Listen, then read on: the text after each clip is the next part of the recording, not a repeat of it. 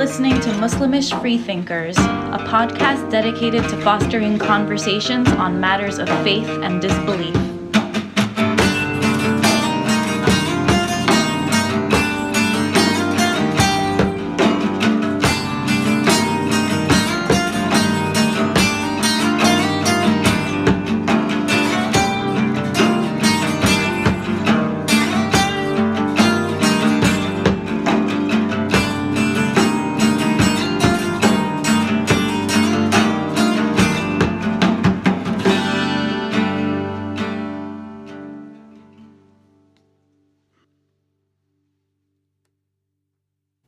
There you go.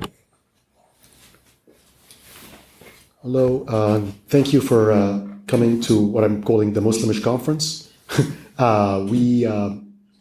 This is our 14th conference. We've started in 2012, and last year we've had 3 conferences. This year we're going to have 4 in Boston, New York, Chicago, and Detroit. Thank you for coming. I think that this is, even though we have a small audience today, we are recording this, we're live streaming it, we're going to put this content online, and that way a lot more people will see it. I think it's a good opportunity, even with the small audience that we have today, that we have a good discussion, and we share ideas and we share questions, because that's the whole idea of Muslimish, is that through discussion, we can come to new understanding of things and be able to deal with problems that have been avoided because the discussion has not been allowed. And because people are just, either scared or would be persecuted if they speak out. But we have a unique opportunity here, and we'll get through that. So first, I want to start by thanking our Muslimish organizers in Boston, Iman and Saeed. You guys are amazing. Thank you so much. Sohan, thank you so much for inviting us. Thank you so much. It's not a lot. We sometimes face some problems trying to find location that will allow us to speak. Even though we're in the United States, there's still a lot of hesitation in allowing people who have left Islam and speaking directly about things that are wrong in religion, because religion is, considered a good thing in this country still. Muslimish. The name Muslimish, sometimes a lot of people have different feelings about it. A lot of people don't like it or like it a lot, but I'm going to tell you why, as co-founder and person who started the group, why I chose that name with the help of the organizer of CFI at the time, is because I felt that we wanted to include both people who have left Islam, who do not believe in Islam anymore, and people who are on the fence or still are questioning, or there are some things that don't sit well with them. And Muslimish could encompass both these groups of people. Muslimish are people like, Muslim, they're still Muslim, they still believe. Although, if they were in Muslim country, people would consider them atheists, because there are certain things in Quran and Sunnah that they don't agree with. And that's, not acceptable in Muslim majority countries. It could land you in jail, and it could get your head cut off in some places. And then there's also not Muslim, Mish Muslim, not Muslim anymore. I consider myself not Muslim. I used to be Muslim. I used to really believe. And now I don't. I don't because of, scientific information that I've discovered since I've moved to the United States.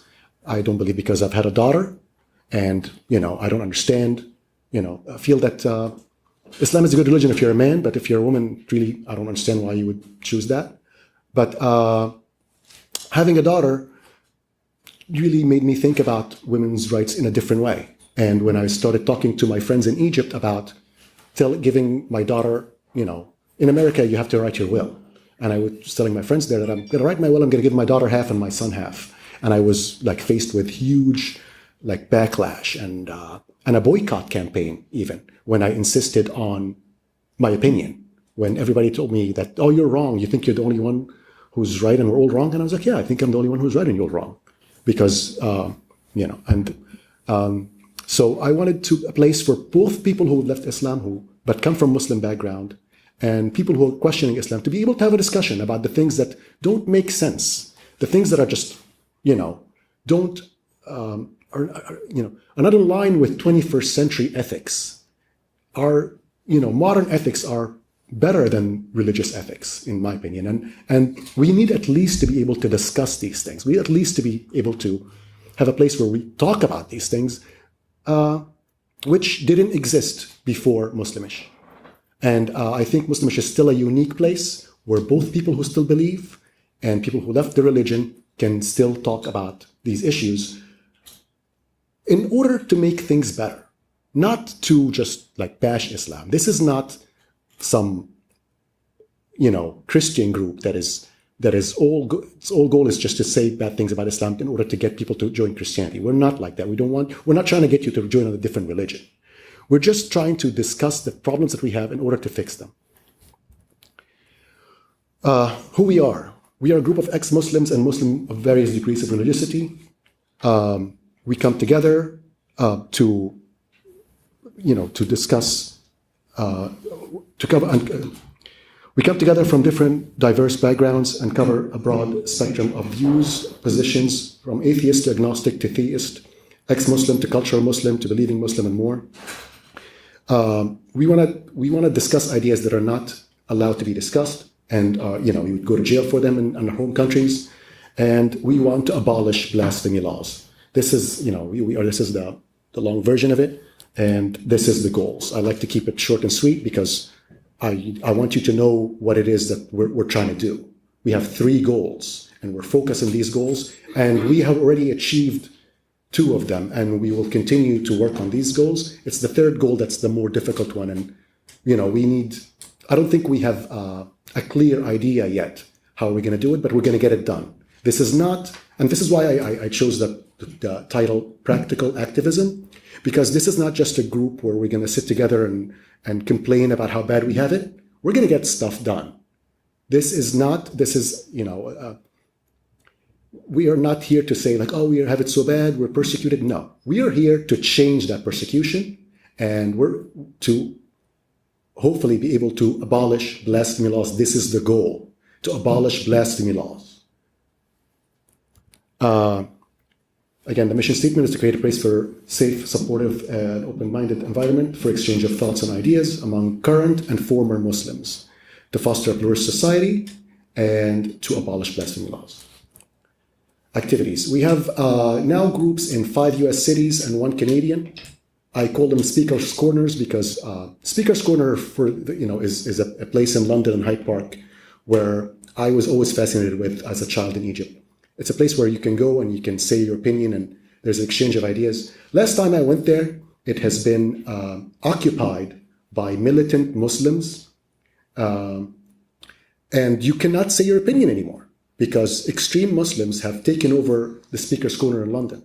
So we are creating a place in the United States and in Canada where we can speak freely and we can discuss these ideas and exchange our experiences and try to find solutions and not shy away from the challenges that we have and talk about them directly. So we have Speakers Corners in 5 cities right now. These are our meetings. We have regular meetings in New York. We have two meetings a month in Boston, in Detroit, in Chicago, DC, and Toronto. We have about 1 meeting every month. And we have other activities too. We're building community. We're connecting people. People we're building our own community because the Muslim community that we come from does not allow us to speak freely. And most Muslim groups, even the most liberal of them, if you speak directly about things that are wrong in Islam, you will be kicked out. They will not allow you to speak directly about things that are wrong in Quran and wrong in Sunnah if you're saying that this is just wrong. If you say, well, if you look at it this way, if you look at it this way, that's an approach, but it's not our approach. I mean, we have people in the group who are still Muslims, still believe, still have some, believe in the divine, but they still see the problems in the Quran and they are able to discuss them and they're able to say that this is not correct in the Quran and this is not correct in Sunnah. We're building alliances with secular groups. We started with help from CFI, Center for Inquiry, United States, and from the group called Council of Ex-Muslims of Britain in London. The founder of that is Maryam Namazi.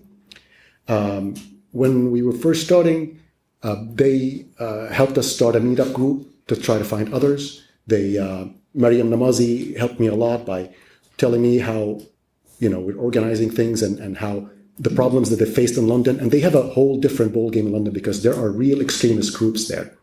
And we'll get to that shortly. And we're also producing online content. So now we're recording this, we're live streaming it, and we have a YouTube channel, we have a podcast.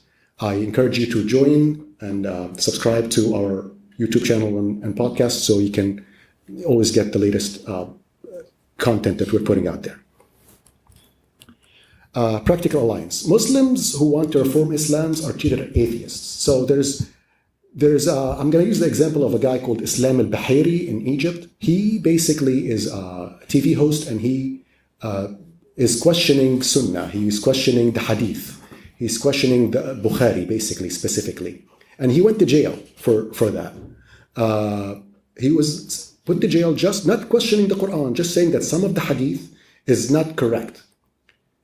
So he's getting the atheist treatment in Muslim countries, even though that he doesn't declare himself as an atheist. He's saying, I'm Muslim, I believe in Islam, I believe in Quran. I just think that there are certain things in Hadith that should be reviewed and looked at and maybe cleaned up a little bit because there's some crazy stuff in there. Like Hadith is really, really bad. Quran has some, but Hadith is just ridiculous. You cannot believe the stuff in there.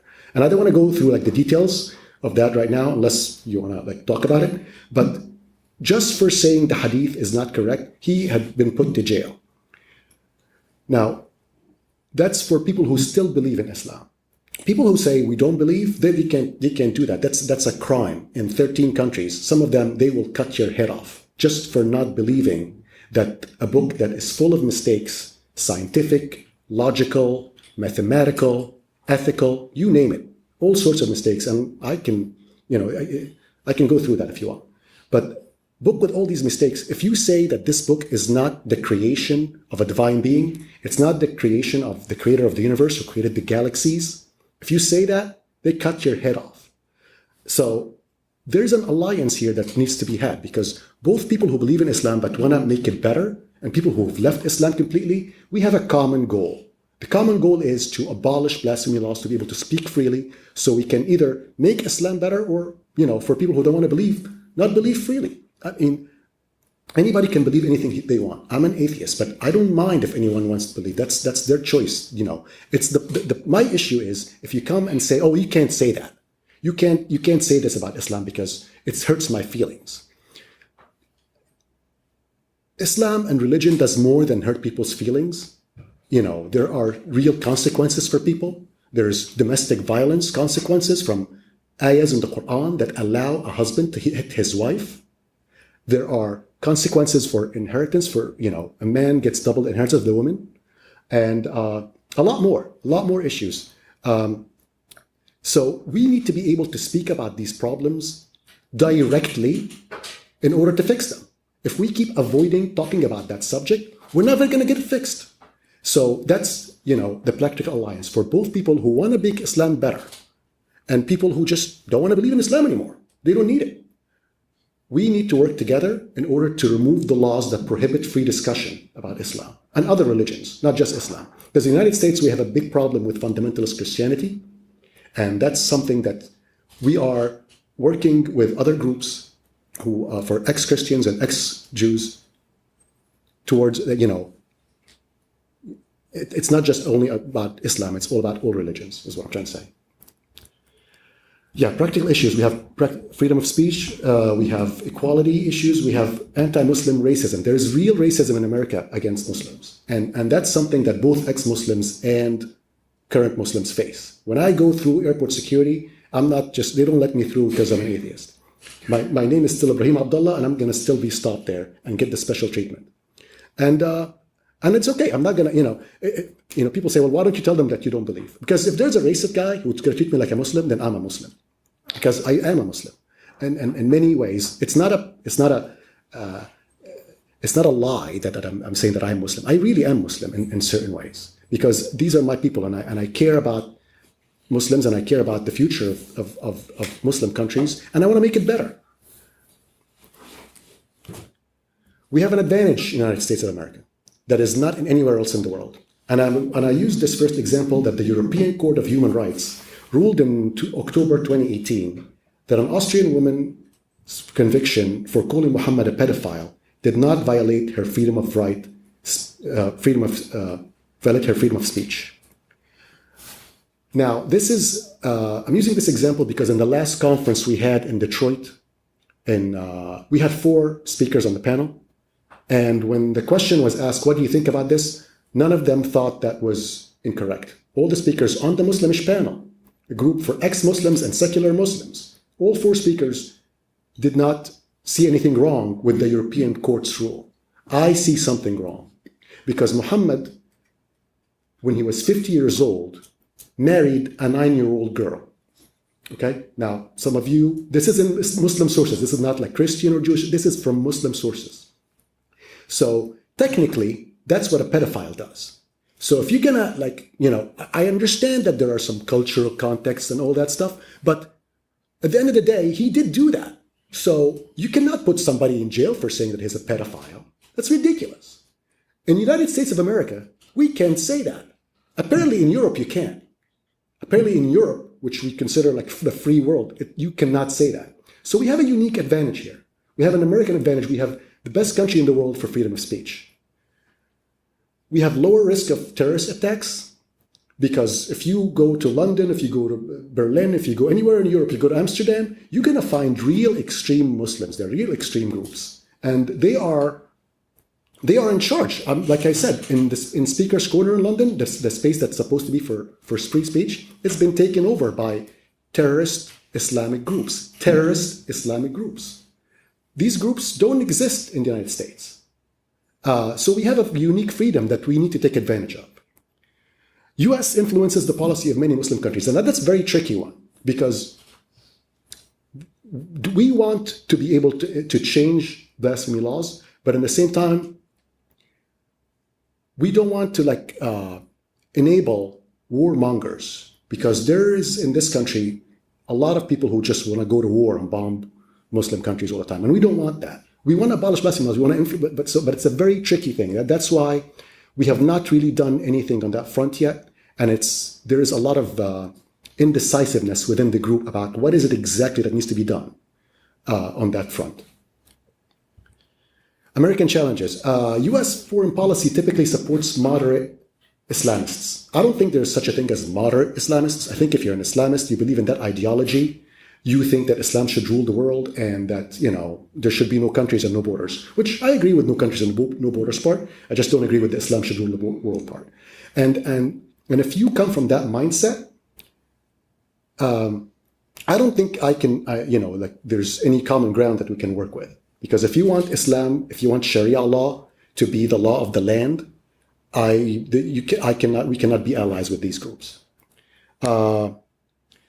Another problem we have is that religion and religious ideology is still viewed positively in this country. Unlike Europe, people still respect religion here. So that's another challenge that we have in America. Liberal, low expectations. There isn't all the liberals, Democrats. They have this low expectations of Muslim communities, low expectations of Muslim countries. They think, they don't really need freedom of speech. And on the other hand, we have unwanted Christian interest that we shut down in Muslimish. We don't want that, because we get a lot of Christian groups who think, these are people who left Islam, let's invite them to Jesus. And I'm like, no, this is not what we're trying to do here.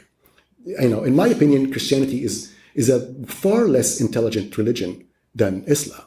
But I get rid of that support very easily. That's not a problem. Work in progress. We are going to have meetups and meetup groups in every major city in the US. This is going to happen. We will do that. We're already on our way to do that.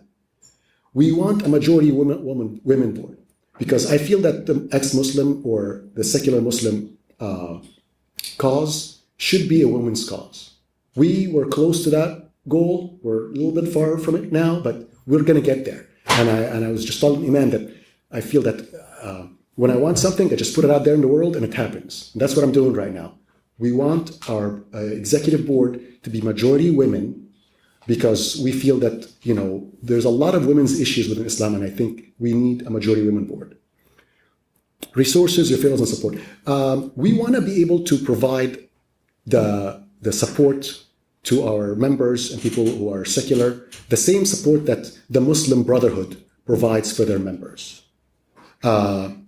Support with housing, if we can find housing resources, support with lawyers. CARE is a group that I'm not a fan of, but they do a lot of good work in helping Muslims who are facing prejudice and are facing problems with the U.S. government. They provide lawyers for them. We are starting there. We are starting with asylum seekers. We've started that already. We're helping by putting people in touch with each other to help each other. But we want to have better connections with nonprofit organizations that provide housing, that provide lawyers, that provide other resources. That is the goal. We need to be practical and we need to be effective.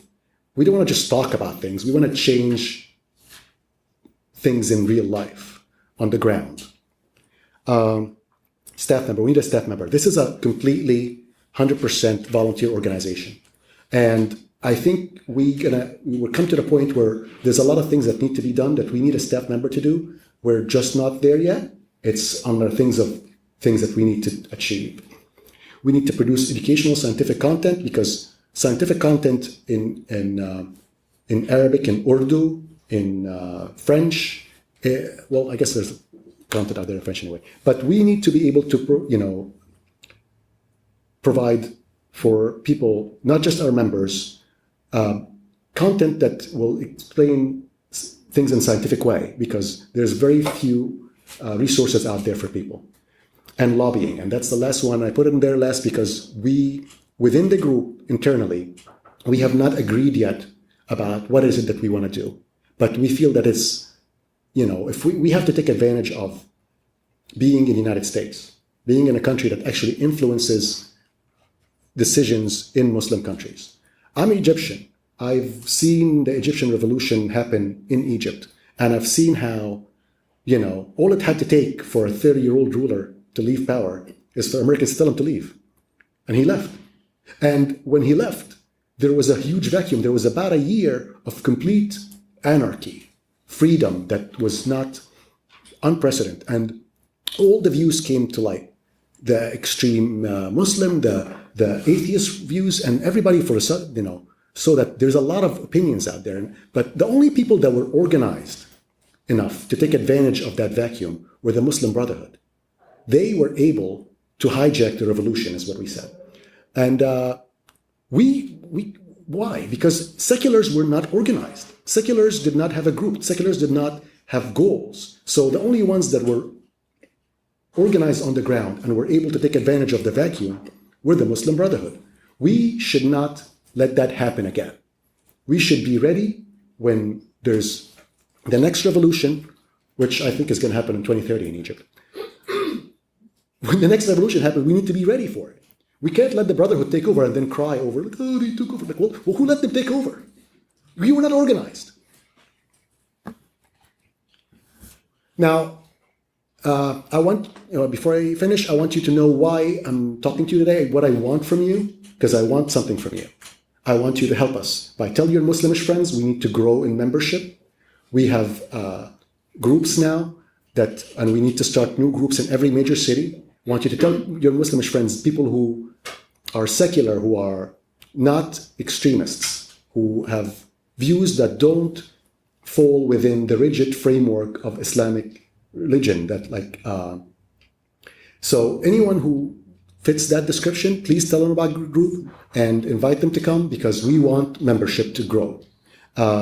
Share our online content, connect us with other secular groups and organizations, and share with us your actionable ideas. Actionable is the key word here. Things that we can actually do. Because, one of the problems that I've seen in a lot of organizations is that people just want to sit there and talk about issues without trying to find solutions for them.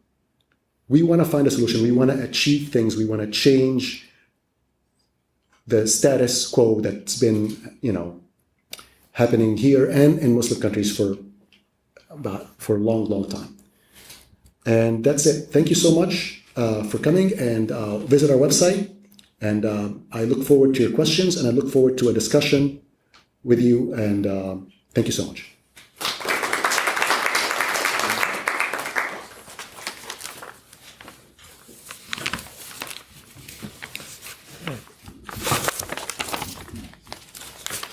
Thank you, Ibrahim. And thank you once again to Muslimish for sponsoring and supporting this event. So what I mentioned earlier about working together with progressive Muslims, we are very privileged to have with us today from the Boston chapter of Muslims for Progressive Values, Kandil Javed. Kandil Javed is an enthusiastic organizer for Muslims for Progressive Values of Boston, with a focus around community building. He advocates for equal human rights, social justice, and inclusion in the greater Boston area. He will be speaking about the mission and vision of Muslims for Progressive Values. Please welcome Kandil Javed.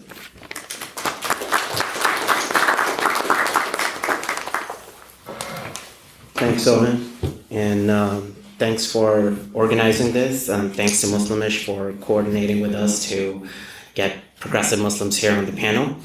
My name is Kandil. Are you okay there? Oh, yeah. Okay. Sorry. My name is Kandil Javed, and I'm one of the organizers for Muslims for Progressive Values here in Boston area. As Muslim for Progressive Values, we advocate for equal human rights, inclusion, and social justice in the U.S. and around the world.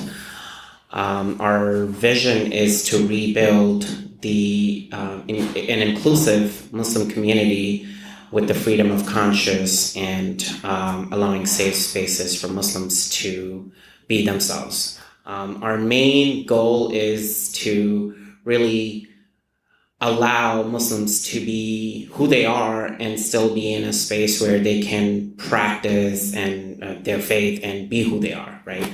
So currently, I apologize that I don't have a PowerPoint presentation like Ibrahim does. It was more of a last minute putting together. So we have chapters on grassroots level. We have chapters in 7 major cities in the U.S. and also with the representation internationally and nationally in the UN. Our focus for the group is to really advocate for women's rights, LGBTQIA rights, and the rights of Muslims with free thinking, critical thinking, right? So I think a great point that Ibrahim brought up earlier was that there is no room for people to be who they are in a lot of Muslim communities. Our narrative basically focuses on the egalitarian principles of Islam and building off of that, and how to look back and look at the true teachings of the context and separate the cultural aspects of the 7th century government from it, and really practice the faith to that within this 21st century. So on grassroots level, a lot of work that we do is around organizing and providing spaces where people can come and practice their faith without having to be to go through the gender biases that they might see in a mainstream traditionalist ideology or a traditionalist mosque. There is researchers that have published our work throughout the world. One of the biggest ones is Pew Research that shows, really highlights the progress that we have made within the Muslim communities since 2007. So our organization was founded by Ani Zonneveld in LA, in Los Angeles. And from 2007 to 2017, Pew Research has conducted a statistical analysis on LGBTQIA and women's rights in Islam and Muslim communities, and how that has progressed because of Muslims for Progressive Values. So in 2007, about 37% of Muslims were on the borderline of progressiveness to be accepting of LGBTQIA and women in leadership position. And in 2017, after a decade, that number was increased to 54%. So our advocacy work has done many, really has helped people who have had progressive mindset, right? So if they're in a traditionalist community, they don't have that luxury to speak up, right? To really be living their life truly to who they are. And it's like people have their identity outside of the, excuse me, I'm gonna lift this up a little bit. Okay, sorry. So people have their identity or their lifestyle outside of the traditionalist community, but when they go to the traditionalist communities, they go in like a cover, right? So they're not themselves. They're not really. They have to put on this certain performance to be a part of that community. Otherwise, they're often considered outliers, or they live on the margins of the community because of who they are, right? And there is a spectrum of that's seen. So some of the other things that we do as an organization is we're the only Muslim organization that's been around since 2007 that has done work for women's rights overseas. In Tunisia, we have done a lot of work with providing women with the resources to own their own businesses and to really go into the communities that are often oppressing women for, from going to school or getting education because it's a male dominant culture. They're afraid that, providing women with the opportunity to educate themselves is they find it threatening, right? So it's a male dominant culture, like Ibrahim mentioned. It often puts women and minorities within the group at the margins to really stay there and not ask for what a human should deserve, right? So a lot of work, and I am very proud of the work that we have put into this organization, that Ani has put into this organization over the last 12 years, and the effects of it are spreading, right? So now we see. I think we were the first organization that had women-led congregation prayer, right? So, or mixed gender prayers. Like, why do you go to a traditionalist mosque and then there is a huge section for males to pray, but then there is like this cold little dark section for women all the way in the back to pray, right? So there is a lot of gender segregation. And our organization has been the first one out there who's been doing this work to really reduce that gender segregation, allowing those inclusive spaces for people to be who they are, right? Without the gender biases, without caring about the fact that you have a partner that's not Muslim, or, you're married to somebody that's not Muslim, or, without having those segregations within. So on grassroots level, there is a lot of, we do events, we do prayer groups, we do,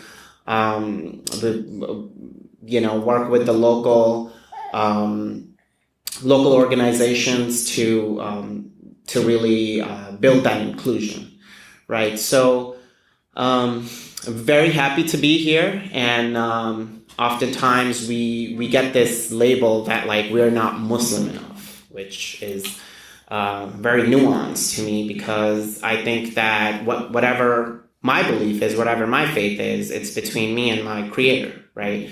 And after studying and researching Islam and, coming from a scientific background, looking at it from a critical perspective and also looking at it what, are a lot of our male imams that are taught in a very biased way in whatever Muslim communities that they're from, right? So oftentimes I hear in South Asian communities, talks about hadith, and these hadiths are in Urdu.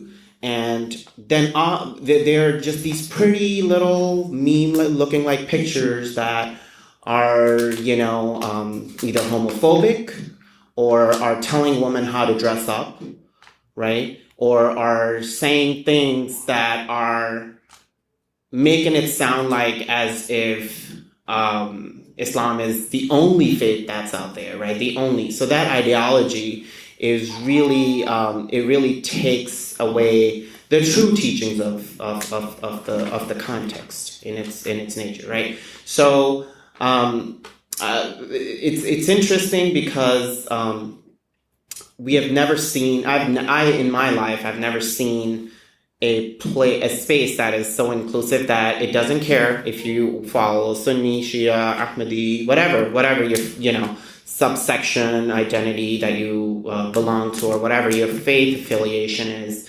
But this is a space where we don't care. We don't care what background of faith you come from, right? You're here, you identify as Muslim, you belong here, right? That's what our motive is, and all we say is be yourself and be a Muslim.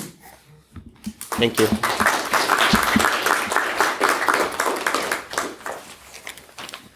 Thank you, Kandil, and thanks for having Muslims for Progressive Values participate as well. Without further ado, our third speaker is one of the leading lights of the Boston chapter, Muslimish, Iman Akam. She was born in Saudi Arabia to Sudanese parents and emigrated to the United States as a teenager. She holds a PhD in chemistry and is currently a postdoctoral fellow at Harvard Medical School and Massachusetts General Hospital. Iman has a passion for science, education, outreach, and the advancement and equal representation of marginalized communities in STEM fields.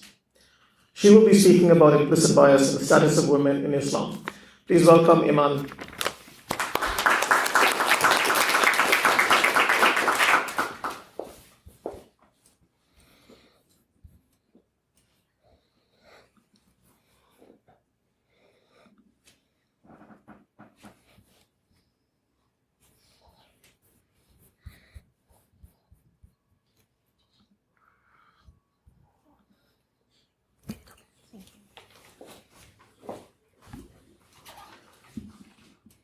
All right. Thank you, everybody, for being here. Thank you, Sohan, for that awesome introduction, and thanks for organizing all of this. It's been really great so far. So I'm going to talk to you today about gender hierarchies in Islam and the fact that we just need to deal with them. So before I start this talk, I just want to preface it by saying a few things. First, I'll start out with this quote by Majid Nawaz, where he says, in an open society, no idea can be above scrutiny, just as no people should be beneath dignity. And I really think we have to keep that in mind, especially when we have conversations like this one that are very difficult and very charged. We can have these discussions, we can criticize ideology, but we should never dehumanize people. And this is especially true in the West, where in the case of Islam, we've put Islam on a different pedestal. When it comes to just criticizing Islam, so we tend to issues that we or subjects that we have issues with on a moral level in different contexts. We kind of we make exceptions for Islam when it comes to those same issues. So I think that's very problematic. We have to stop that. Too low? We really need to stop that. We need to put Islam on the same moral. We need to hold it to the same level as all other religions and all other ideologies. So, as I mentioned, we can criticize ideas without demeaning or dehumanizing people, and that's what we should be doing, especially in order for us to advanced society. And I think what I wanted to mention also was that we need to stop using the term Islamophobia. We're really talking about anti-Muslim bigotry. That's the different thing. So we should we should be clear when we're talking about anti-Muslim bigotry. We're dehumanizing people, and that's not the goal of Muslimish, and that's not the goal of most people, I think, that are trying to advance society. As people who have deep roots in Islam, we're very heavily invested in the well-being of Muslim women, Muslims and Muslim women, especially. In my case, everywhere we have Muslim mothers, Muslim daughters, friends, and so on. So we deeply care about the interests of Muslim women. So we really need to have this conversation. It's a necessary one. It's a very difficult one, but we really need to have it. We need to face our issues in order to effectively address them. And so, as Sohan mentioned, I am a scientist by profession. I'm a chemist, so I don't produce any research in the field of social science. But I have some strong interests in gender equality, and especially representation of minorities and historically marginalized communities in the sciences. But so this gender equality in Islam just kind of fits right in with my extracurricular interests. And one thing I've been keeping track of over the years is global gender gap reports, especially this one by the World Economic Forum. I think it's one of the more thorough ones. It measures gender equality in about 140 countries. It changes from year to year, but the last year was 149 countries.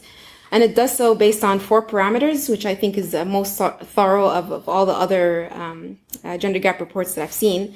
So they based the gender gap, in addition to health and survival and educational attainment, it also takes into consideration economic participation and political participation and empowerment. So in the report, countries are scored from 0 to 1, with 1 being parity or equal gender equality. And so this is a summary of the report, where all 149 countries are listed, and with the smallest gender gap up here. This country that you can't see is Iceland, and the largest gender gap over here, which is Yemen. What I've done over the years is I've just kind of pointed out where the Muslim countries lie on this spectrum. So the weighted global average is here. I just laid it on a slide so it's easier to see. The largest gender gaps are on the left here, and the smallest gender gaps are on the right. I guess, yeah. So I've actually broken down the Muslim majority countries based on the constitutional involvement of Islam. So these first 5 countries are Islamic states, and then these countries that are in Burgundy, pointed out in Burgundy, are countries where Islam is the official state religion. Then these are the secular states, and then finally there are only a couple of countries that have no clear association of the constitution with Islam. So when I look at this as a scientist, I see a clear pattern where Muslim countries are clustered, where the lower or the larger gender gaps are. So this obviously is very alarming.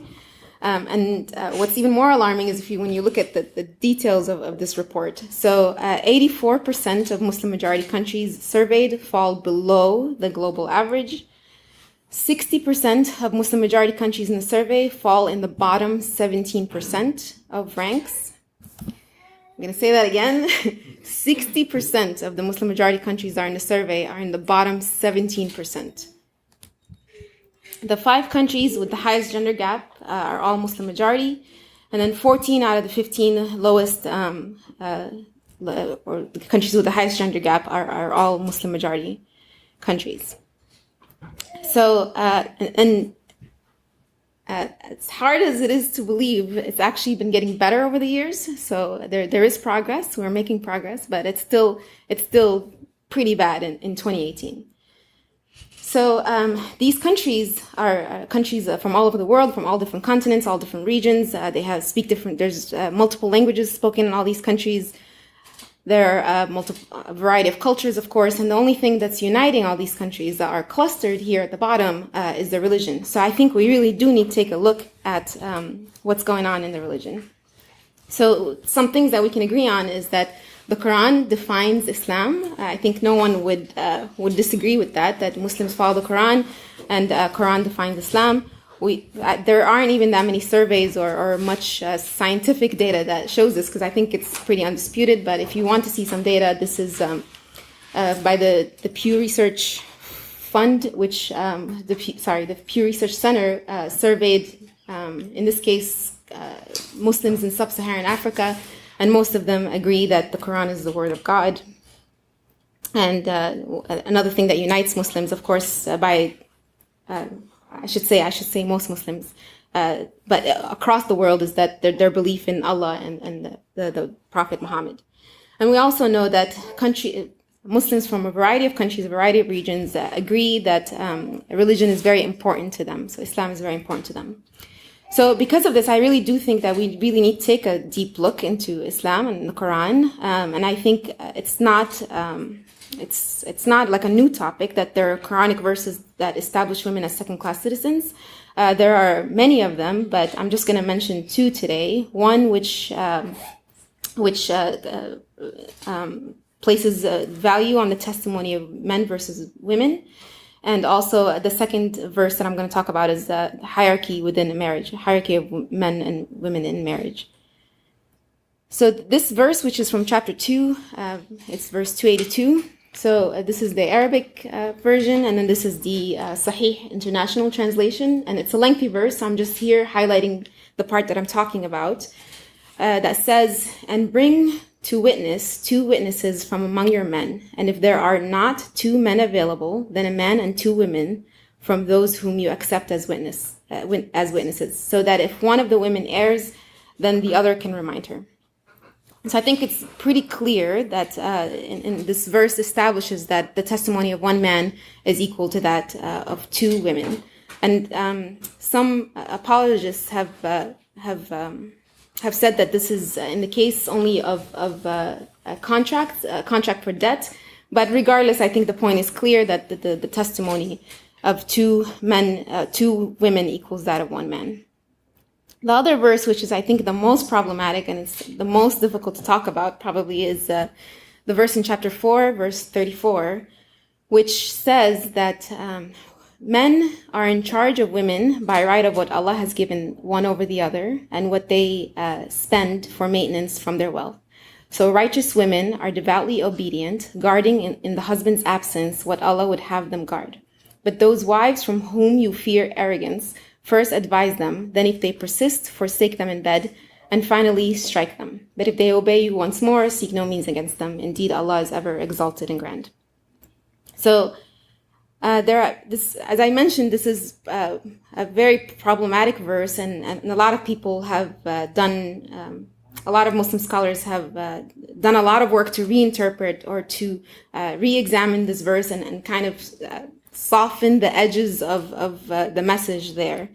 So here I'm just showing a variety of explanations that I've come across over the years.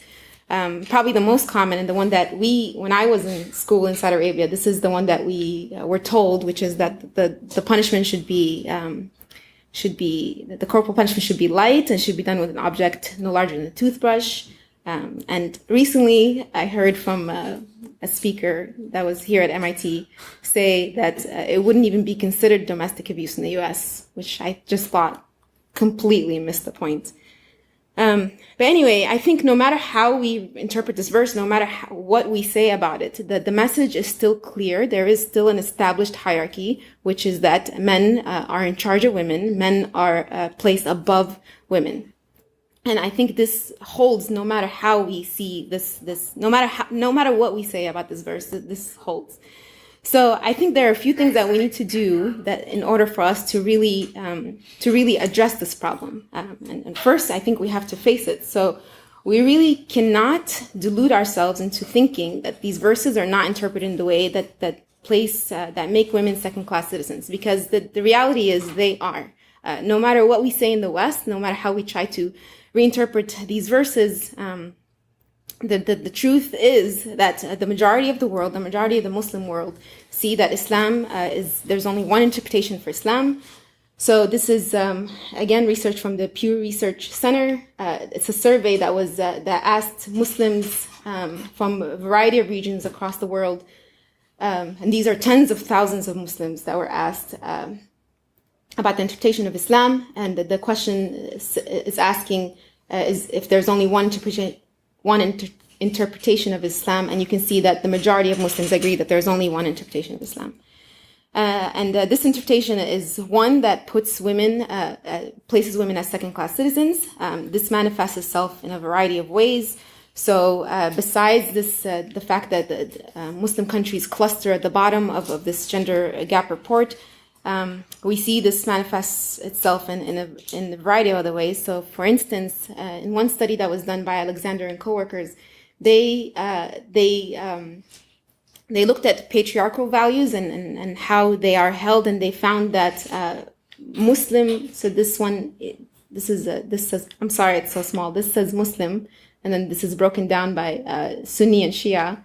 But they found that Muslims have the highest patriarchal values and views. Also, in this survey, where Muslims were asked if they agree that a wife should always obey her husband, the majority of Muslims across many regions agree that the woman should always obey her husband. A wife should always obey her husband. We know that this actually manifests itself on a cultural, on a societal, and on an individual level, because consistently patriarchal.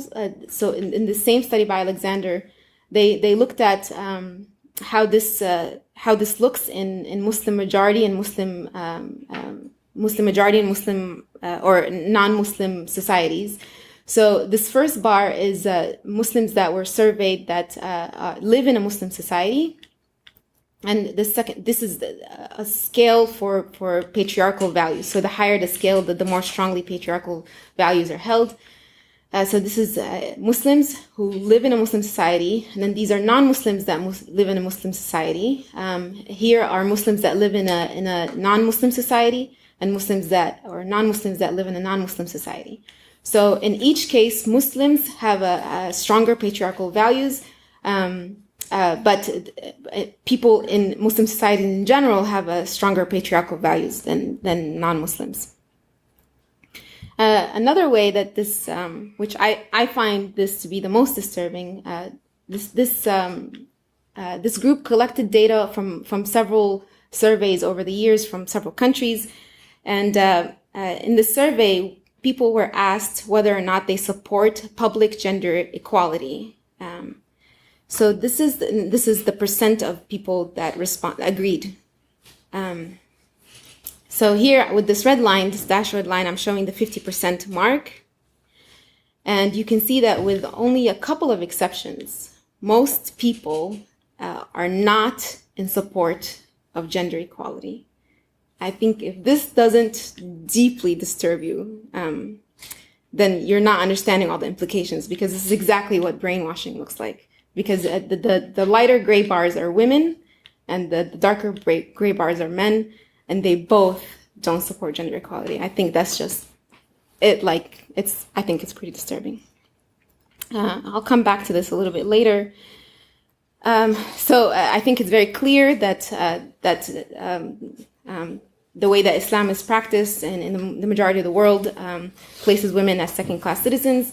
Another thing that we have to do to face this problem is that we cannot compare the status of Muslim women in the U.S. to Muslim women in Muslim majority countries. We just can't do that, because we know that the way that Islam is practiced is very different in those two societies. So, for example, we know for the majority of Muslims in the U.S. And globally, when they're asked the question if they believe in one God and Prophet Muhammad, they agree. So 96% of U.S. Muslims and 97% of Muslims globally agree with this statement.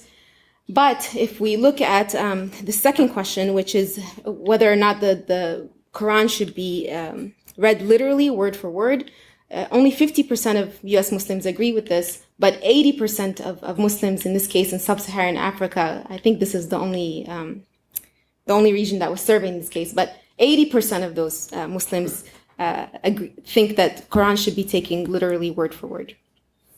We also know that there's differences in the way that Islam should be interpreted. So U.S. Muslims, only 37% say that there's only one true way for interpreting Islam, while 63% of Muslims globally say that there's only one way to interpret Islam.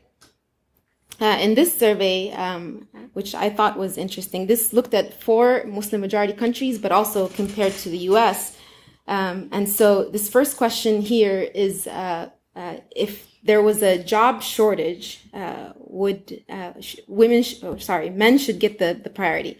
77% of Muslims in those 4 countries agreed with that statement, and only 10% of Muslims in the United States agreed with that statement. So you can clearly see there's just a vast difference in that view.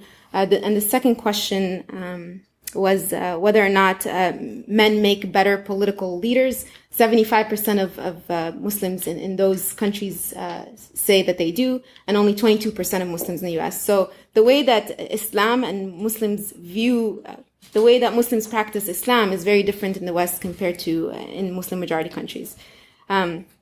And I already showed you this data, so this also shows that. Okay, so another thing that we tend to do in the West is we tend to focus on one aspect of gender equality when we're talking about the Muslim majority countries, which is that of education. So over the past maybe 10 years or so, there's been just an explosion of articles that talk about the fact that there are more women than men in the sciences or getting STEM degrees in Muslim majority countries.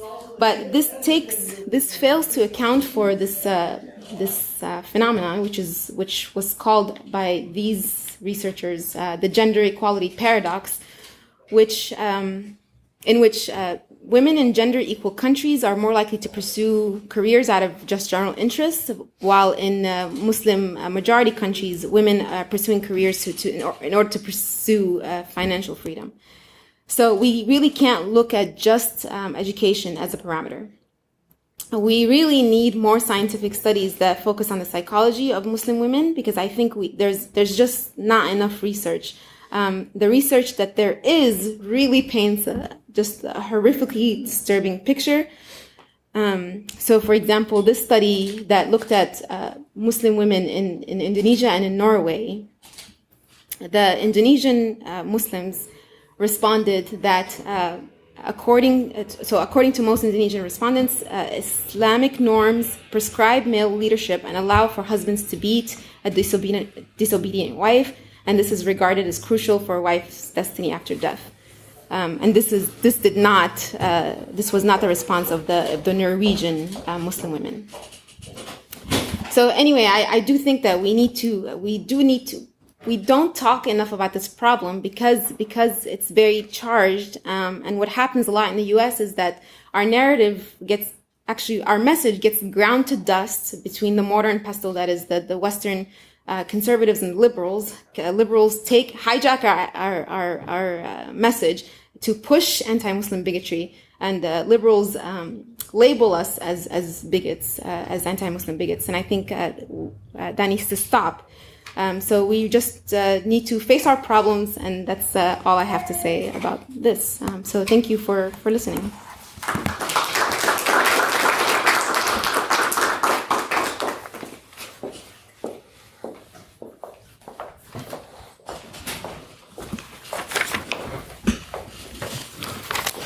Thank you, Emma.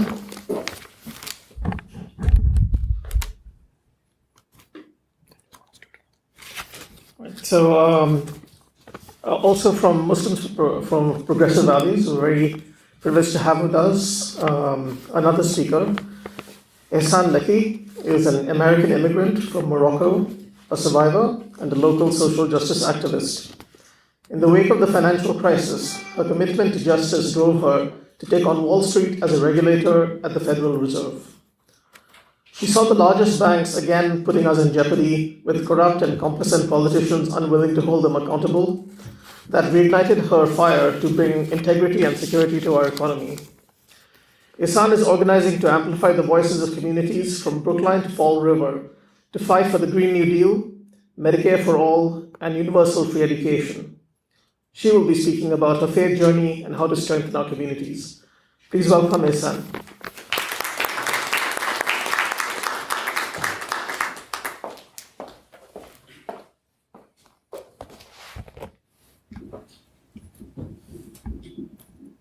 Thank you for having me, and thank you for being here. My name is Ihsan. I was born in Morocco. My father was a public school teacher, and my mother was a farmer, came from a farmer family. I was very lucky to be born in such a family with great values of integrity and hard work and compassion. And those values still lead me until this day. My journey of faith started since I was a little girl. I always wanted to follow the rules. I wanted to, stand up for what's right and stand up for the marginalized.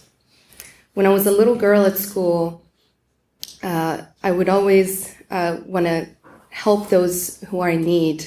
I would want to, stop my friends from bullying others, and bring school supplies to those who cannot afford them. When I was about 13, I lost my father to stroke because we couldn't afford to treat his heart condition. And before he passed away, I had a desire to wear the scarf. I've seen my mom wear it. I liked it my whole life.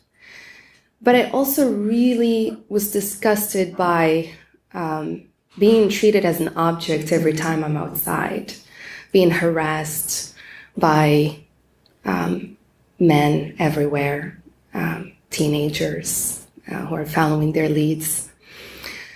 And I thought that having the scarf on would communicate something, would bridge some respect.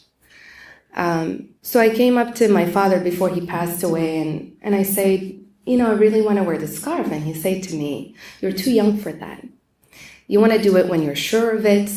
You want to do it and not take it off. So why don't you wait? Wait until you go to high school. So here I am going to high school. My father is not there. And I wanted to stand up to that promise. So I chose to wear the scarf. And I went to high school and I was being harassed the whole time. It's like if I didn't have a scarf on, it didn't matter to people. Some said I framed my face and now my eyes are giving off my beauty. So maybe I should have considered covering that as well. I started wearing boys' clothes. I started hanging out, making boyfriends only, because I felt that if the men were my friends, they wouldn't hit on me. If I'm clear that I only want friendship, that's not going to happen. And so I also started to be excluded from parties. Any house parties I don't get invited to on the premise that I'm too religious, that I'm not gonna want to be I'm not gonna participate in the fun, and that maybe I'm not fun enough. So here I am, not girl enough, not Muslim enough, not progressive enough, not kid enough, and just trying to figure my way through life. When I started going to college in Morocco, one of my brothers became a bit too serious about the scarf. So if a teensy bit of my hair is showing, I would receive a hit to my neck and I would be yelled at for not making sure that the little hairs in the front are covered properly.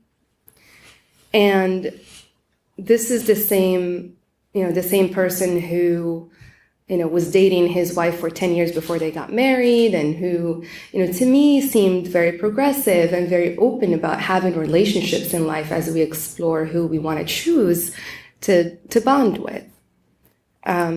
Yet some of that, between his beliefs and the social pressure and the fear of repercussions and reputational, the reputational repercussions of our family came before my rights as a human being. When I had the chance to come to the US, I took off my scarf. And he didn't know.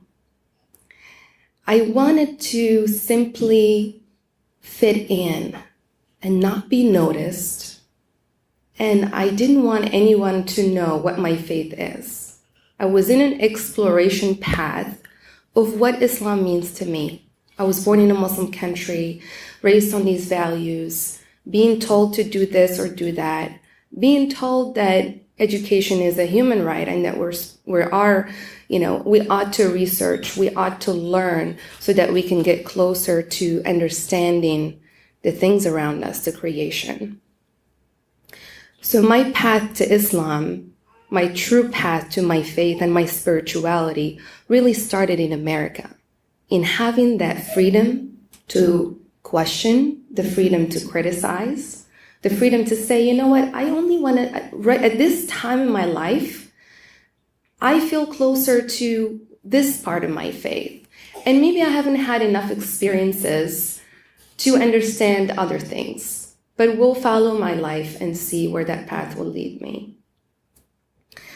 I remember walking in the street for the first time wearing a miniskirt in New York City and feeling so liberated that nobody harassed me on the street. Doesn't matter what I'm wearing. People had respect for me. But I also started to realize that some of the sisters who wore the scarf were standing up to hate. Were standing up to people who would tell them, oh, you're a Muslim, then you're not worthy, or your values aren't good, or, just deciding for what they believe without actually asking them or approaching them, or even allowing them to live that life of liberty that we enjoy in the US. Wear the scarf, don't wear it, it's your body, you're a woman, do what you want with it. Let your rights of freedom lead you in life. So, when people ask me about the whole scarf situation, I don't know, maybe one day I will decide to wear it. But what I would stand up and say is, don't follow hate, follow love, follow unity. We are here to make sure that we respect each other's liberties and that we fight for each other's liberties. That's the only way that we can use our brains, use our minds to get to what is right for us and for our society as a whole. So, in the face of the New Zealand attacks, one thing that brought me really closer to how amazing it is to be American is that I found solidarity with folks in the progressive Muslim group, Muslims for Progressive Values. And I also found solidarity in my sisters at the Sisterhood of Salam Shalom. And the Sisterhood of Salam Shalom are, women from both the Jewish and Muslim faith, from all of the spectrums within those two faiths, who get together and we bring that human part so that we're not looking at each other as the other. So that we start to eat together, bring a meal from your home, meet at one of us's home once a month, and just having these discussions. When the New Zealand attacks happened, they reached out to me on the same day. And they said, how are you doing? How are you feeling? What can we do for you? We understand what's going on. We have been growing with the knowledge that there are powers who want to divide people so that they can conquer. And we want to help you. They came with me to a mosque in Wayland, and they prayed by my side.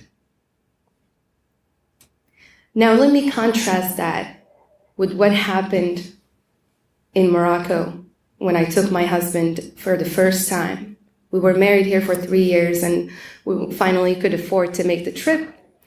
So we go, and we're in Fez, and we wanted to get into one of the oldest mosques in that city. And my husband was questioned at the door. They asked for a certificate of Islam, which growing up in a Muslim country, I have never heard of. That you need to have a certificate to show what your faith is. And so he stood there and said, oh, well, we didn't bring the certificate with us. We do have one that's been issued by a mosque in Jersey City when we got married, but we don't have it here. Can I still come in? I'm a Muslim and I would like to come in for prayer. They asked him to say the Shahada, to witness. And he said it in English. And they asked him to say it in Arabic. And he couldn't say the whole thing in Arabic. He doesn't know much Arabic. And I said, I'll translate for him. Can we please get in? And they looked at me and said, well, lady, you're going to need to cover up. You're wearing a dress. You need to wear something long. And you cannot step at the door of this mosque without wearing and covering and all that. So I'm not the quiet kind. I was loud. I made a mess. And I said, hey, this isn't Islam. Islam is about welcoming. Islam is about peace. Islam is about anyone, whether you believe or you don't believe, or you're exploring, or you're atheist, or however you identify, you're an LGBTQ, or you're a woman, or you don't know, or you don't want to know, whatever your identity is, in all of that spectrum, doesn't deny you coming into a mosque or exploring a faith. And that is what Islam is about. That is what my values are about. So eventually we were able to make it to that mosque that one time. But here in America, to be able to show up with Jewish sisters and no one would even question whether they're allowed to pray with us or not pray with us, or where would they stand to pray, that was Islam for me. That was standing up for justice for me. That was America for me. And that is why I'm working so hard to make sure we preserve these rights, at least starting here in America. As we know, what we do in America affects the rest of the world. That is a reality.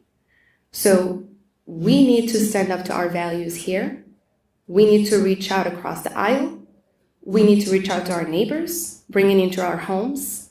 We need to reach out to all the marginalized communities, right? So when we hear hate anywhere, that touches every one of us. There's no safety until we're all safe, right? So in all of this story, and in every story, one looks for who's the villain, right? Who's the villain? When the Muslims get attacked, are the Jewish people the villain? When the black people get attacked, are the white people the villain? And when the LGBTQ get attacked, are straight people the villain? And when people who have disabilities are attacked, are the people with no disabilities the villain? We are being attacked as a people to be divided and to point the blame finger at each other so that we can be easy to be conquered. And the conqueror in all these, majority Muslim countries that my friend had shown before, Who is the conqueror? The conqueror are those who are at the top of the money's power. That's the conqueror. The conquerors are dictators who sit at the top and say, if we put people against each other, they won't be paying attention. And that, to lead you to why this is very, very important, is that my work at the Federal Reserve, when I chose that is going to be my mission, is to go into the big banks and regulate and discover the lies that they lie to us about every day. That work was led by seeing how divisive they were to our people. When I saw that my students, student friends at Boston University were no longer able to afford their tuition, when I saw that their parents were homeless in the face of the crisis, right? When I saw that people in Louisiana were suffering after the math of Hurricane Katrina, and I saw that the insurance companies were not helping home them, right? When I saw that women in America are being underpaid compared to men, when I see every day that here in America I could not decide on whether I want to keep a pregnancy or not, right? These are the questions that come to mind when I think of money power. Who is at gain? And once you start to pay attention and to realize that if you want to change society, you have to rise to power. You have to make people your power. Then you cannot afford to be divisive. Your responsibility becomes to unite the communities, right? If you see something wrong, go on and fix it with peace and fix it from a place of love. Educate people. If you're worried about walking outside and saying, hey, I'm a Muslim, and you're worried that hate will get to you in America, then go to churches, go to synagogues, go speak to atheist groups, go to secular societies and speak about what your values are. Because what you do right then and there is that you tell people that you are a human being worthy of human rights. Your human rights of expressing yourself. This conversation that we're having here today, we could not have it in so many other countries, including the country that I came from. People get jailed for this. My uncle in the 70s was a poet, and he wrote about political poetry. He wrote about justice, and he disappeared to the secret police for 3 days and came back beat and raped and never himself again. Last time I remember my uncle was when I was 16 in high school, and I was walking outside with those male friends I've told you about, and he started calling me names and running after me naked. And that was the last time I've seen him. Am I mad at him? Of course not. But I am fired up to make sure that the safety that we share in this land continues to exist, that we fight for this safety every single day. And we ought to understand that the only way we're going to be able to ensure this safety is through uniting and strengthening our communities. And let's get actionable. Let's get actionable. Let's start thinking about where can we get strong. We can get strong if we're no longer broken economically. We can get strong if you don't have to think about tuition because you want to get an education. We can get strong if you don't have to think about going bankrupt because now you need surgery. We can get strong if we don't have to worry about having more children because we're worried we're not going to be able to have clean water or clean air for them, right? We can get strong if we push our people to be our representation in government. So I truly, I am really happy, and this has been an honor for me to be here. This has been my American dream to be able to stand right here and speak with people from all of the spectrum of Islam and also from other religions and beliefs. This is my American dream, is to be able to have this voice. And I will never stop. I will always speak. And I invite you to do the same, to keep the conversation going, to open up, listen, learn from others, and fight for what is right. At the end of the day, it's those values, compassion, integrity, hard work, that bring so many of us together. So I invite you to get strong. Thank you.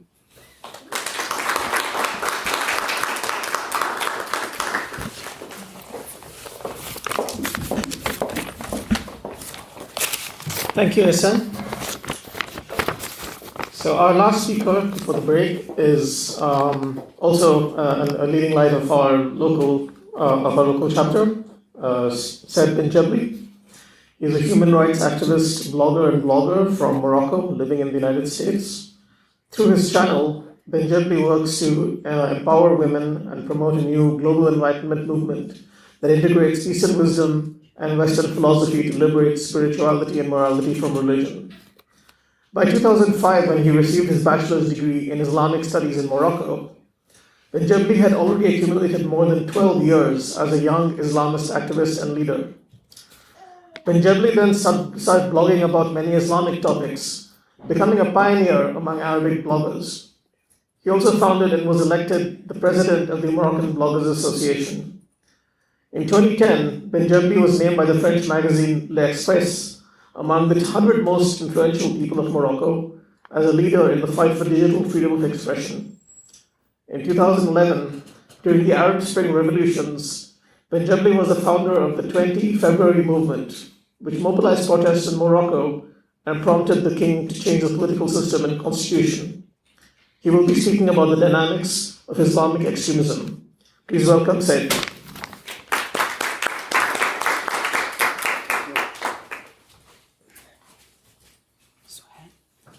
Suhan, to presentation.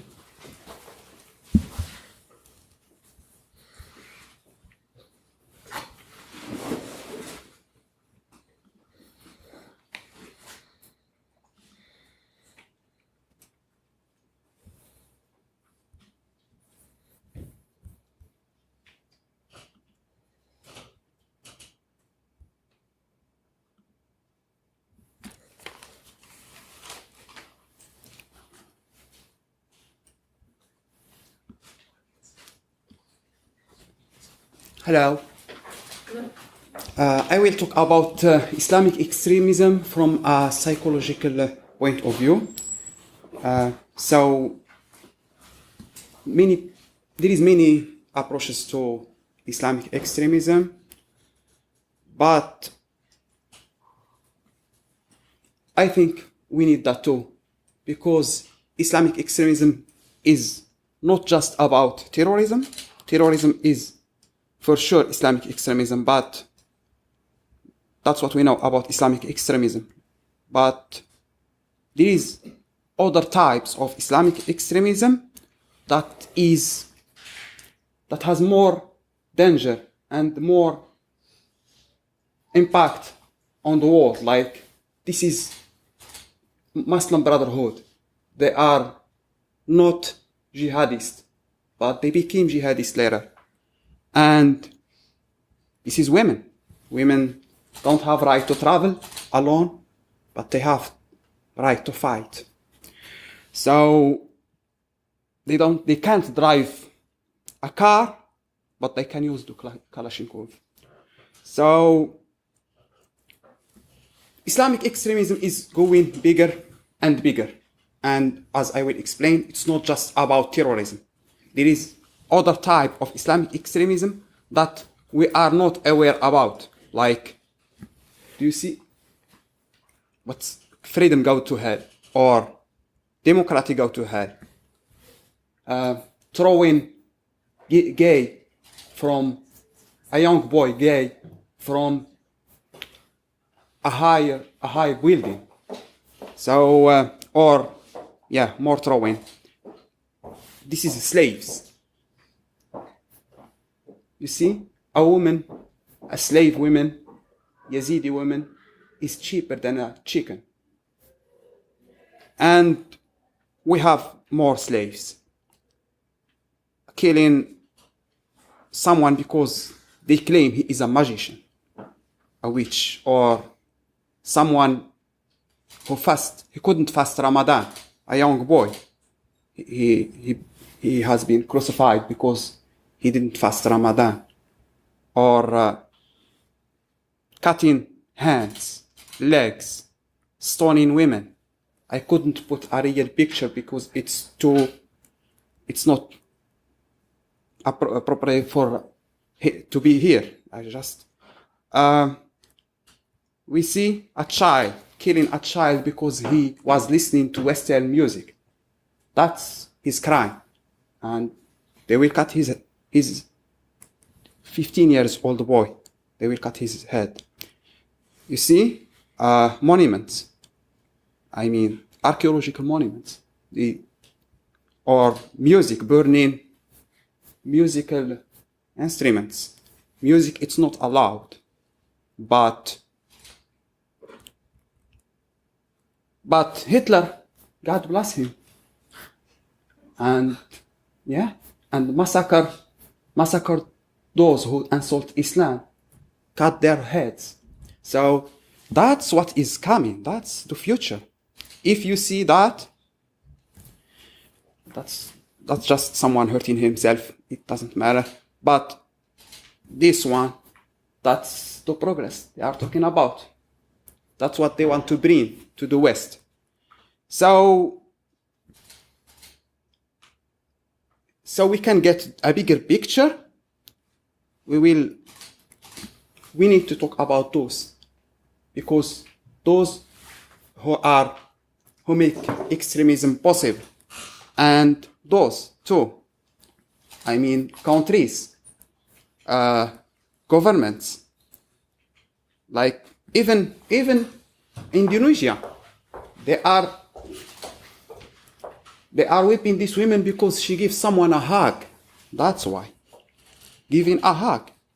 So they can be government, they can be presidents, they can be politicians, they can be Shia, they can be Sunnah, they can be known muftis, or they can be just someone famous on a TV channel who believe that woman must beat his wife. They can be progressive. Yeah, I think so. I think he considers himself progressive, but he rapes many women. And the problem, they still believe him. They still believe he is progressive, and we will see them talking about him. This one is using his son to show people how to beat your wife. So this is famous. Yeah, those two people, they are progressive and they are even human rights activists. But now they are defending a rapist because he is from the same side. He is a Muslim, like them. Yeah, that's what you get if you are a woman in Muslim, in Islamic country. That what you get when you are in Britain. There is some places you can't go if you are not Muslim. It's not just the mosque now. It's not just in Islamic countries. It's in Europe. And you can walk in there. You can't. Why you can't? Because Muslims are the new government there. They have their government. No music, no drinking. You need to wear the hijab, and you need to be careful. Don't offend Muhammad or they will kill you. So, but how all that can happen? It starts from here. It starts from here. So this woman, she is living in Australia now. Western country, if we can say. But she is complaining because the school, there is no school for children to pray. And her son is the only Muslim child in the school. And she wants a mosque in the school. He is a child, 6 years, 5 years. But that's some kind of extremism. And he can't listen music. She said, my boy will not go to music classroom. He is not allowed. We are not allowed. And we are not allowed to celebrate Christmas. So when you talk about Christmas, don't let me know not to bring my son. And I believe she will beat her son to make him pray. Following Muhammad's words, smack them. When they have 10 maybe. Teach your children to pray when they are 7 years old and smack them lightly. No, this lightly, it's not original. Someone added. If they do not pray when they are 10 years old. So that's what they believe and that's what they do. It starts from here. You see? No, this one. You see? From here too. And they will say, we are wearing hijab by choice. Do you see any choice there for anybody? I don't see any choice. No, not for children, not for women. Nobody has a choice here. Nobody. This young lady has no choice too. It's not lady. It's just 7 years or maybe 8 years old.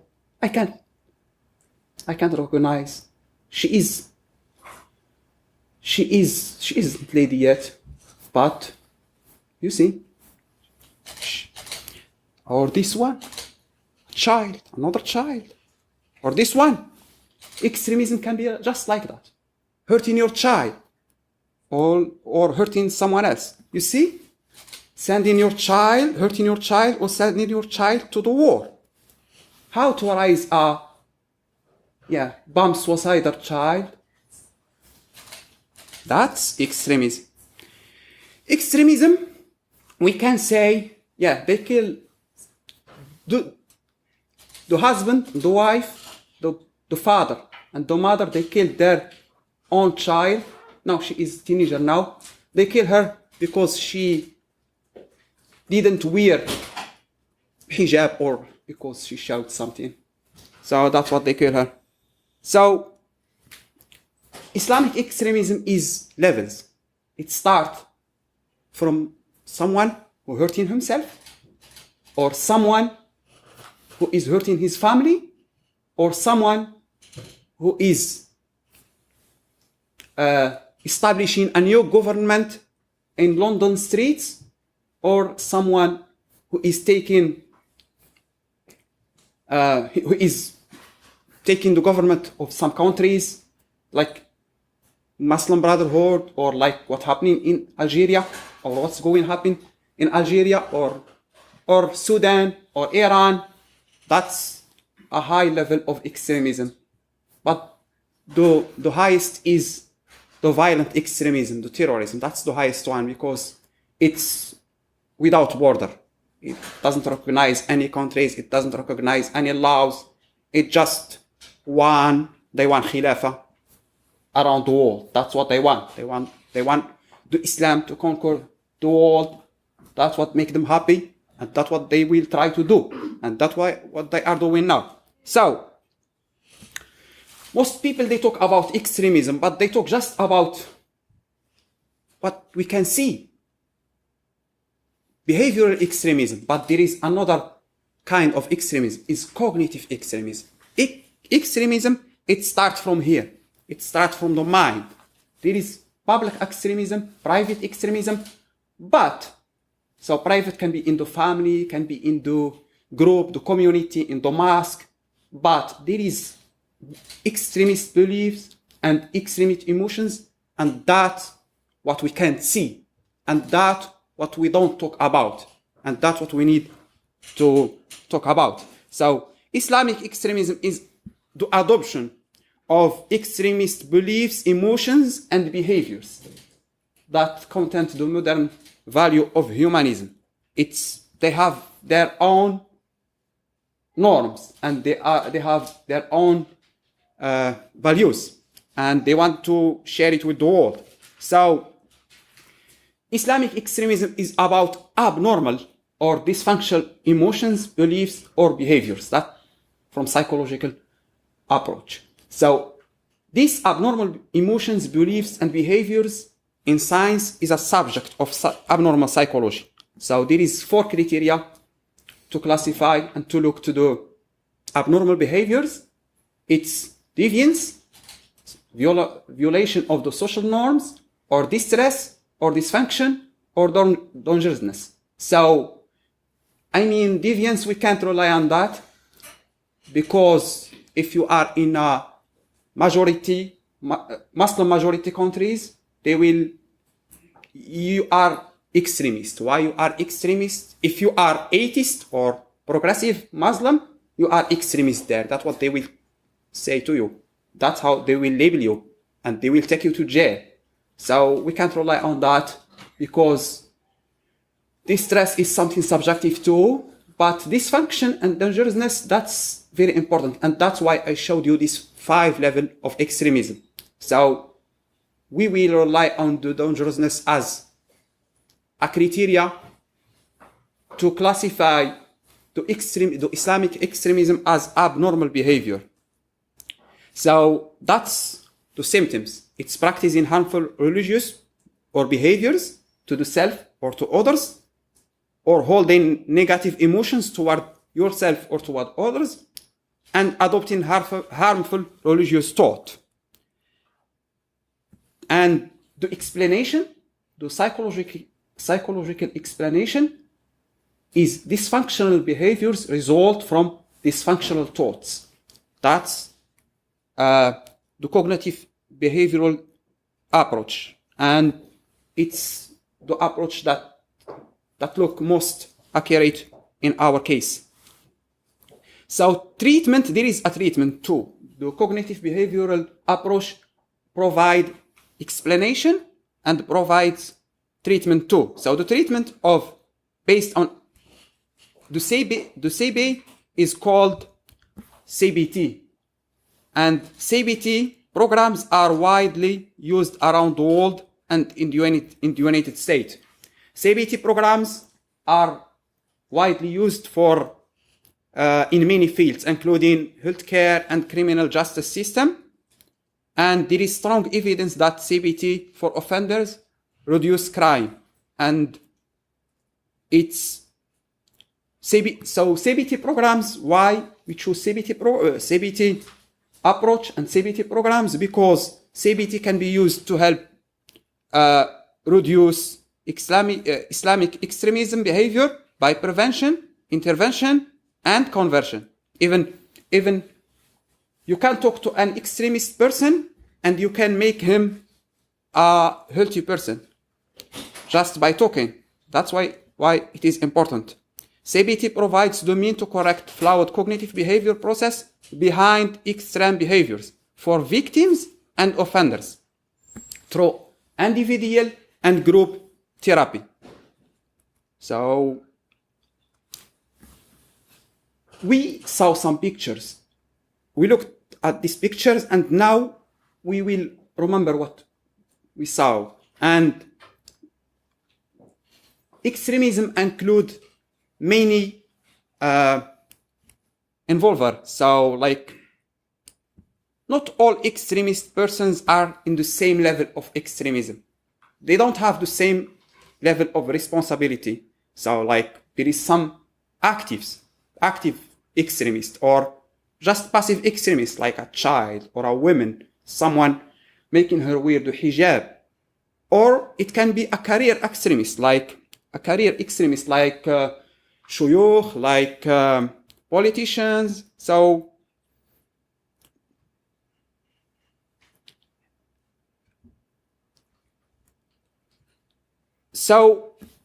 there is another in psychology, they talk about victim-offender overlap. So, meaning that victims and offenders, they are same people. They are same people, or they share same characteristic. In other way, if you get a victim of extremism today, he will likely to be the extremist of tomorrow. So by saving the extremist victim today, we have one less extremist for tomorrow, active extremist. So extremism in dynamics, if we want to talk about extremism dynamics, there is the victim, the dependent, and the dominant, the extremist. So there is always someone dependent, someone dominant. And the dominant one, he wants to stay dominant, like men. Men want to be dominant in the relationship. So he used the Quran, he used whatever he wants, so to keep his dominance on his wife. Or the women, she wants to be dominant on her children, so she will use the Quran. So that's how we see. We have the offender is the dominant, and we have the victim who is the dependent. And people use their power, they use the religion, they use whatever they want to keep those dependent, and they deceive them, they delude them. That's how you find sheikh, or you find someone using the Quran and deluding his followers, so to keep them dependent to him. And we can now, I call it the deceived, deluded, dependent disorder, because this disorder is due to a dysfunction in the thought process. And this dysfunction is psychological and not biological. And it can be treated and can be fixed. So the treatment is the goal of the treatment is to treat that deception, to know the deluded person that someone deluded him and someone are using him. So in Islamic context, it's a mental manipulation aims to normalize victim with a wide variety of human rights abuse, including spiritual abuse, emotional abuse, child abuse, women abuse, financial abuse, sex abuse. So that's what extremism is about. It's about changing norms from the norms we know to other norms we don't know. It's normalizing you with these victims, and they make the victim look at these things as normal things. So, and that's why people became extremists. So the abuser in Islamic context, in Islamic extremism context, the abuser can be a religious leader, parent, guardian, spouse, employer, intimate partner, supervisor, service provider, politician, or can be, and as I said, the abuser deludes the victim by using the combination of his leverage, power, and his extreme religious point of view to maintain his dominance on the dependent. I tried to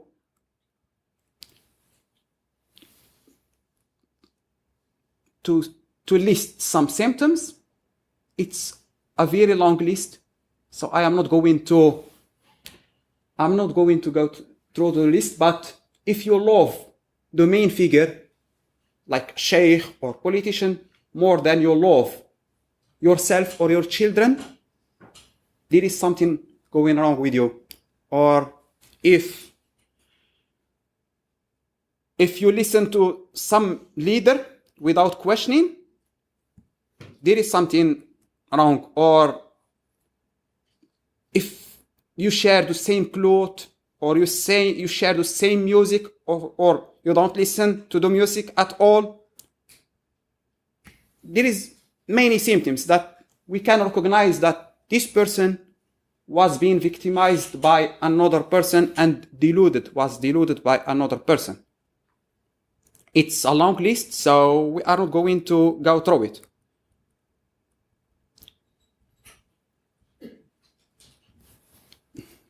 That's it. Thank you so much.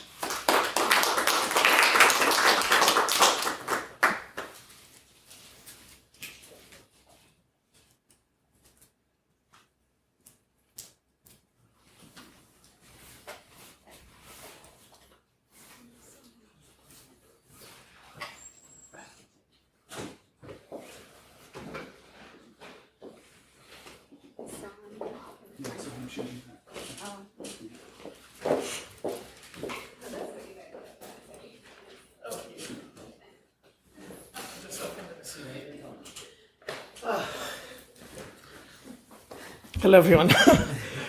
So we just got the coffee and everything. So we're just setting up. Excuse us. It'll be another like 2-3 minutes. But yeah, you're welcome to grab some coffee and finger sandwiches and cookies. And we're gonna have a break for about 20 minutes to half an hour.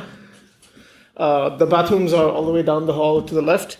And yeah, so we can help yourselves.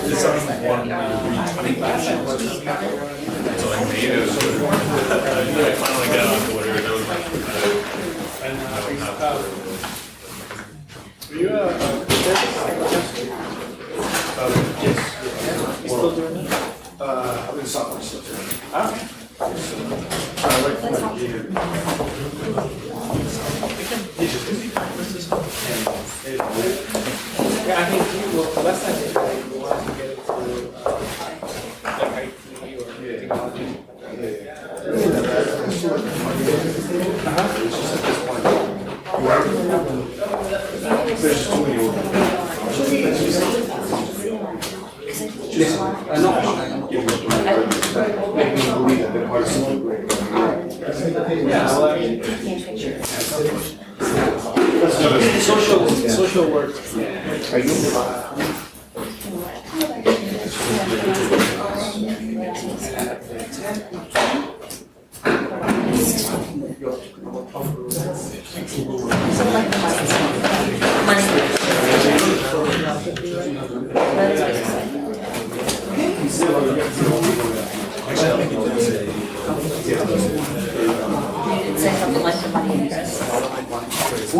So that's interesting.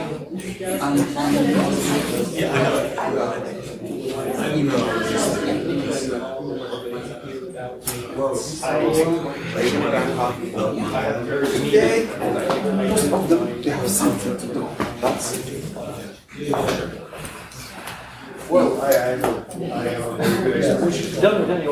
So how do we fix it? Before we get to how to fix it, here's just the reality of it. And I don't see things changing. If it is going to change, it's going to come purely from like a just pure supply and demand economic point of view, as opposed to somebody just setting your own. So there's the outreach side, which I haven't recommended. Sorry. Outreach. There's the outreach side, and then there's actual like fundraising, corporate development side. please come out and get some food if there are snacks and coffee outside, and you can bring it in.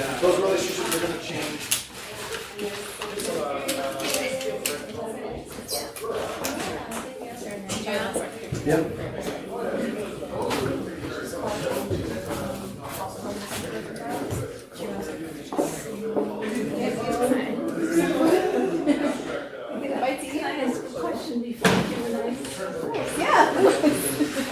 Because I was just wondering, I don't know about this. So I was just wondering about the cause and effect. So if predominant Muslim societies are not started to gender. I mean, didn't include what's it? In the large, so I'm wondering how much is the native cultures that accept that version of Islam, because certainly there are versions of Christianity and how much you think comes from Islam itself. I know it's not easy. But there are. But I mean, there are Christians Right, but who are very bad. yeah, but I guess it's not. So it's all the same. Law. Like your husband has to go to court. They will send you home. There were also laws like that in the U.S. not to. Right, that's true. That's very true. That's very true. That's very true. But I do think it's quite. I do think it's I'm not Muslim, so I don't know. but I haven't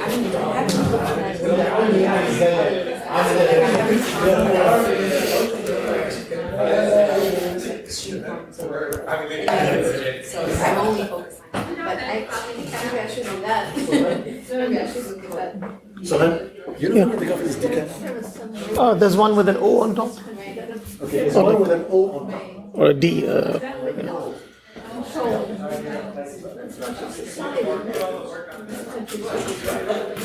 Hi. Just want to introduce myself. I'm Aisha, Hi. the reporter from RNS. Nice to meet you. Yeah, I just want to say, thanks for inviting me. I do hope to get going. But is it just going to be like Q&A after this? Or? Yeah, like a moderated panel discussion. Yeah, but it will be live streamed. It will be, yeah. Yeah, okay. So I should be Right. yeah, if I need any of the speakers' contact information, will I be able to contact you for that? If I want to do like a follow-up interview Sure, or yeah. something? Yeah? Okay. Okay. Well, thank you so much. No worries. Take care. Thanks for coming. Which way it's going. Yeah, things can flip in a second.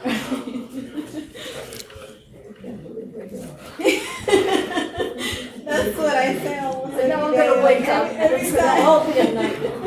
Every time I listen to the news, I'm like, this is my life. My name is Max. Nice to meet you. Did you happen to go to the last round of speaker because there's still has to Oh, no. So you're at I could probably. I'm about to graduate from Brandeis. It's a little snack. Yeah. Only have some calories. Yeah.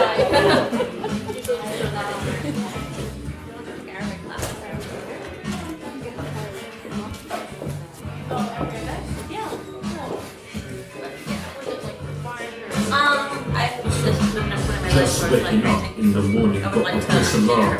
Every day of my life, I praise Allah. Living life as a Muslim in a foreign land. It's not easy, but I know that Allah's got a plan. Turn on the tap and let the cold water flow. Wash my body from my head to my toe.